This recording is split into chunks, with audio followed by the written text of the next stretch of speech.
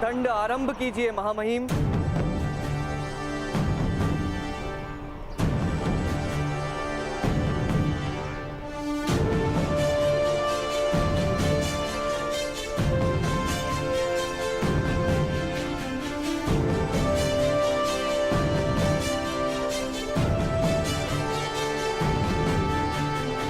पितामह, यदि आपने घोड़े धीमे से लगाए तो राजा के आदेश का अपमान होगा।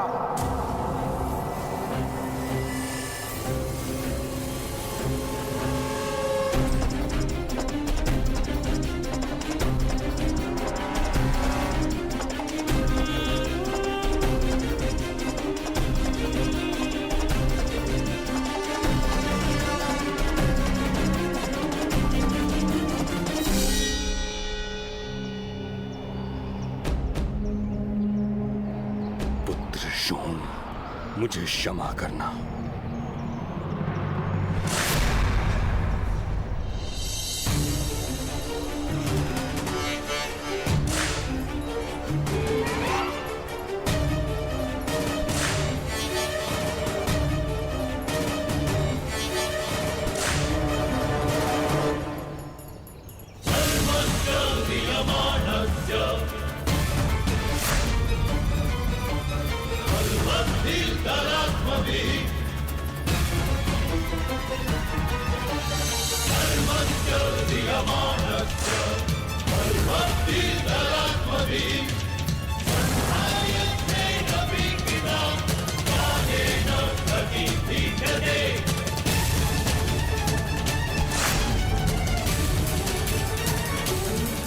चीखो पुत्र, चीखने से पीड़ा कम होगी।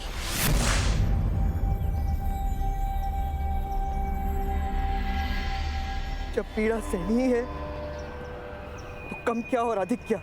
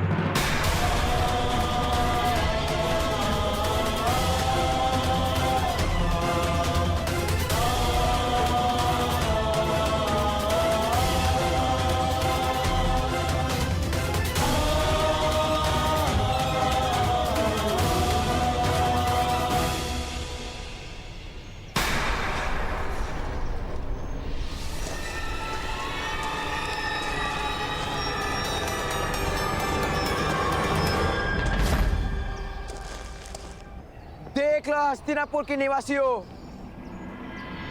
इन सूत के पुत्र ने एक राजकुमार पर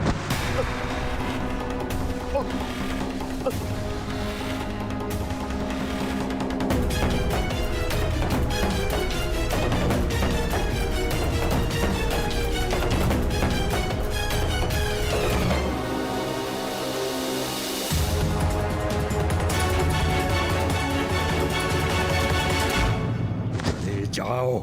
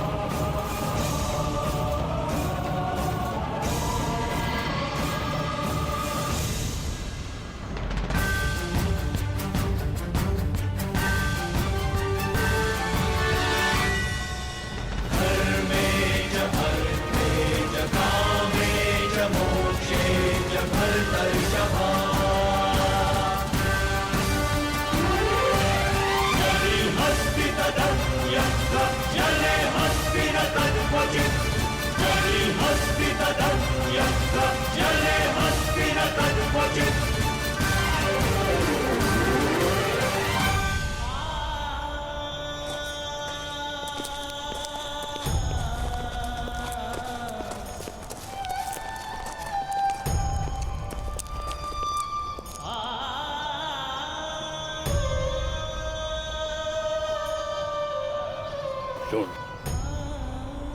तुम्हारा धैर्य अद्भुत है। इतनी पीड़ा सहने के पश्चात मौन रहने का कार्य सामान्य मनुष्य नहीं कर सकता।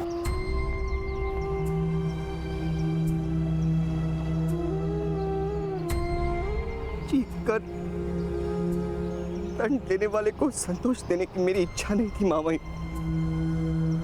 क्षमा कीजिएगा। तुमने उचित किया शोण। पीड़ित की चीख से अन्याय को बल मिलता है। मैं तुमसे क्षमा मांगता हूं।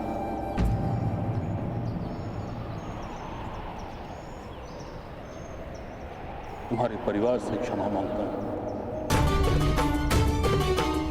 और वचन देता हूं कि आज के पश्चात जीवन में एक बार कोई चीज मांगो तुमको अवश्य दूंगा। मैं वचन देता हूं, मैं कभी आपसे कुछ नहीं मांगूंगा। पीड़ा का व्यापार नहीं करना मुझे। आदेश दीजिए महामाई, शोण को चिकित्सा की आवश्यकता है।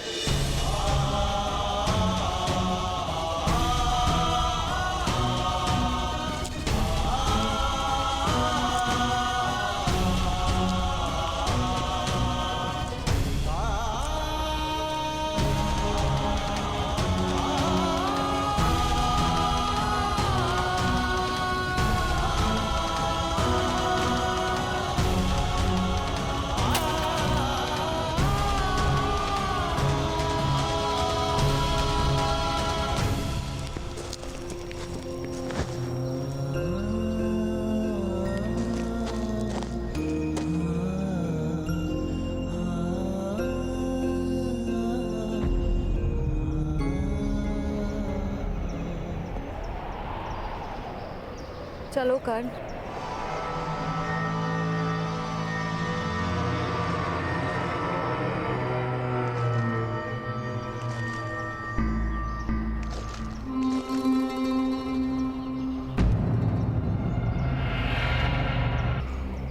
महामहिम, आपको अभिनंदन।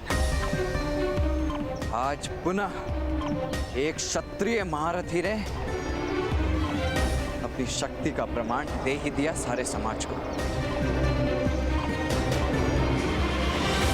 शोण को दंड देने की मेरी कोई इच्छा नहीं। आप दंड रोक सकते थे महामहिम, लेकिन आपने एक सूत पुत्र को दंड देना उचित जाना। दंड और उपहार राजनीति के दो साधन हैं। इन्हीं से राज्य चलता है और इन्हीं से राज्य समाप्त भी होते हैं महामहिम। तलवार के प्रहार से यदि पत्थर टूटते हैं तो पत्थर के प्रहार से तलवार भी टूट सकती है। विद्रोह का प्रदर्शन मत करो कर्ण, अन्यथा मुझे तुम्हें भी दंड देना होगा।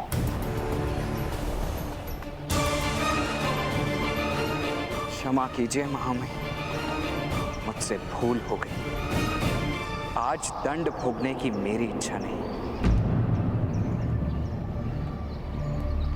वसंत पंचमी के दिन इससे भी बहुत अधिक पीड़ादायक दंड मुझे प्राप्त होने वाला है।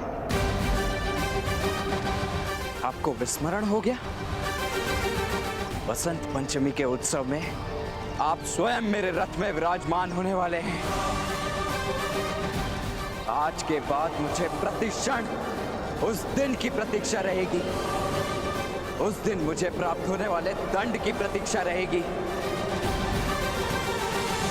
उस दिन या तो मेरी मृत्यु होगी या एक योद्धा निकलेगा।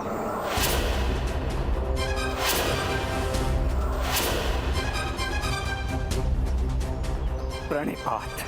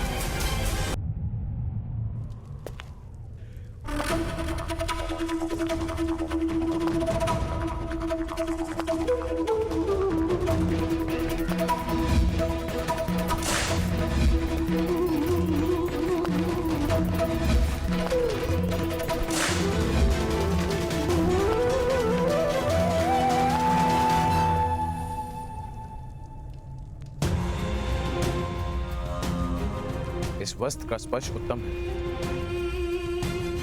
इसका उपवस्त्र निर्मित करवाओ।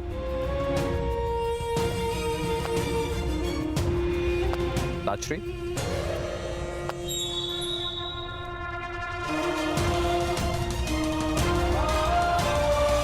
जो वस्त्र हम धारण करते हैं वो दूसरों को दिखते हैं धृतराष्ट्र। क्या तुम कभी ये जान सकते हो कि तुम्हारी छवि इन वस्त्रों में कैसी लगती है, प्रिय या नहीं? एक नेत्रहीन को रंग और छवि से क्या संबंध ताजश्री? वस्त्र और व्यवहार मनुष्य का चरित्र निर्माण करता है। अनुचित वस्त्र और अनुचित व्यवहार से प्रजा की दृष्टि में राजा गिर जाता है। क्या तुम ये नहीं जानते? नेत्रहीन होना दुर्भाग्य है, किंतु मन, बुद्धि और हृदय से दृष्टिहीन होना अपराध है। आज राज्यसभा में पुत्र प्रेम के कारण तुमने एक सूत के बालक क्षोण को दंड दे दिया और यह स्थापित कर दिया कि इस राज्य में किसी को न्याय नहीं प्राप्त हो सकता। न केवल ये, बल्कि तुमने अपने पुत्रों को यह विश्वास दिला दिया कि वो हर प्रकार का दुष्कर्म करने का अधिकार रखते हैं। यदि दंड ना देता तो राजकुमारों का अपमान इस समाज की रीत बन जाती ताजश्री। दंड के आधार पर सम्मान तो प्राप्त हो सकता है, किंतु उत्तम व्यवहार से समर्पण प्राप्त होता है, और इस समय राज परिवार को समर्पण की आवश्यकता है, सम्मान की नहीं। बल के प्रयोग से ही समर्पण प्राप्त होता है ताजश्री। बल से विद्रोह उत्पन्न होता है, इतिहास साक्षी है। अगर इतना सरल सा सिद्धांत तुम्हें समझ में नहीं आता तो तुम राजा बनने के योग्य नहीं हो।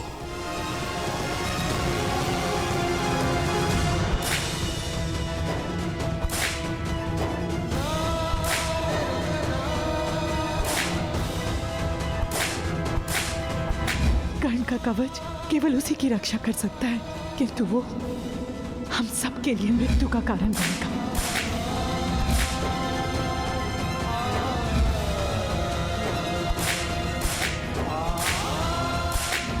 धनुष का स्पर्श करता है, उसका हाथ काट दिया जाता है। अपराधी 10 कोड़े मारने का आदेश है।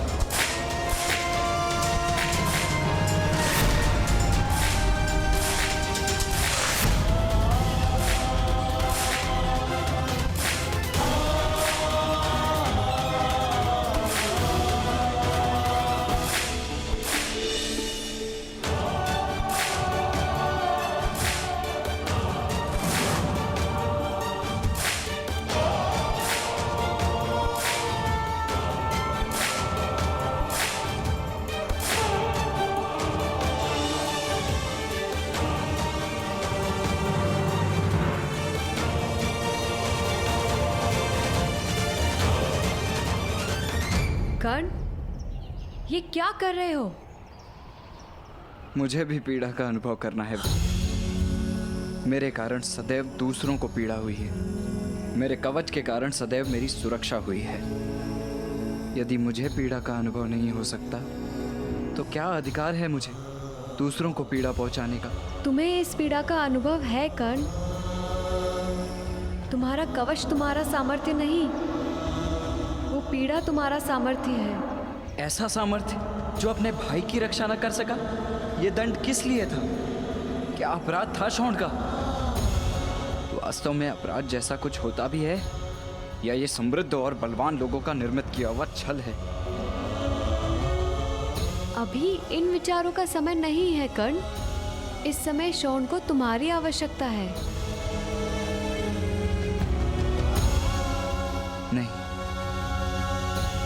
नहीं, मैं घर नहीं जा सकता वृषाली। मैं शॉन की पीड़ा नहीं देख सकता। उसकी देह पर पड़ने वाला एक एक घाव मेरे हृदय को चीर रहा है। अब उसकी एक एक चीख से मुझे मृत्यु की इच्छा होगी। आज प्रथम बार ऐसा प्रतीत हुआ कि मेरा समग्र जीवन एक कारागार है। मुक्ति केवल एक कल्पना है, स्वतंत्रता एक छलावा है। वास्तव में मृत्यु ही मेरे जीवन की बेड़ियों को तोड़ने का एक मार्ग है।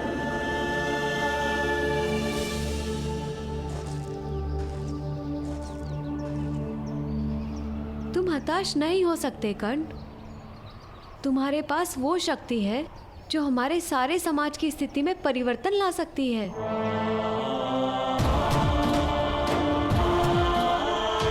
चलो कर्ण, शॉन की पीड़ा से भागो मत, उसे देखो, उस पीड़ा को अपना परिचय बना लो। केवल तुम्हारा सामर्थ्य इस पीड़ा की प्रतिध्वनि हस्तिनापुर के सिंहासन तक पहुंचा सकता है।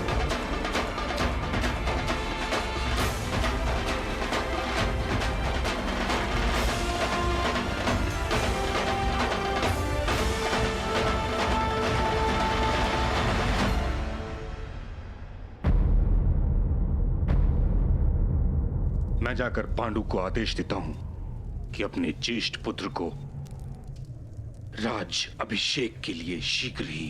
ताचरी, महाराज, ईश्वर ने किस बात का प्रतिशोध लिया है हमसे?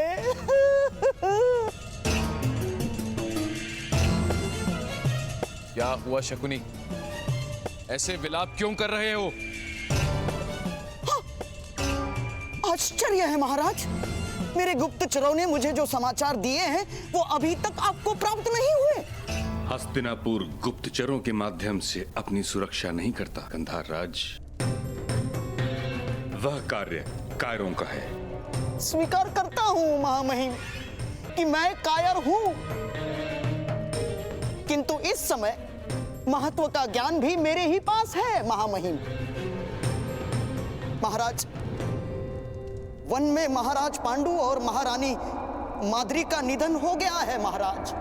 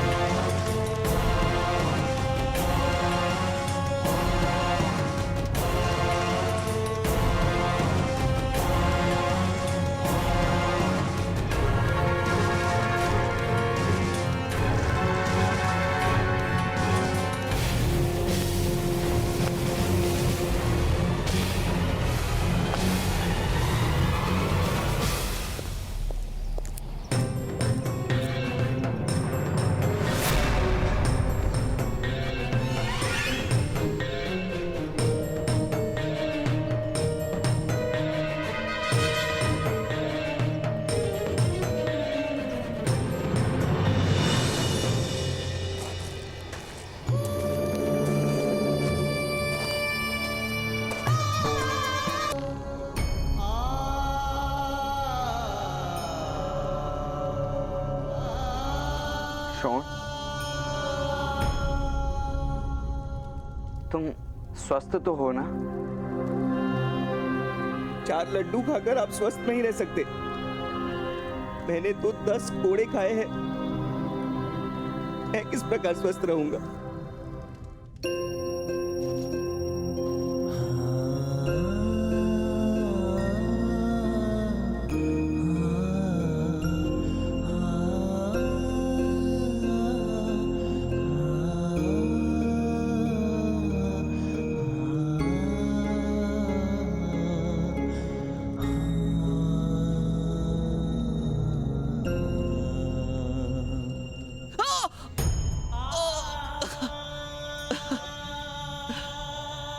भ्राताश्री, लीप लगा रहे हो या त्वचा उतार रहे हो?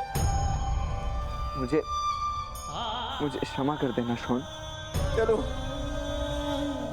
अपने भ्राताश्री को क्षमा मांगने का अवसर भी दे दिया मैंने। तो आप स्वस्थ रह सकते हैं ना भ्राताश्री?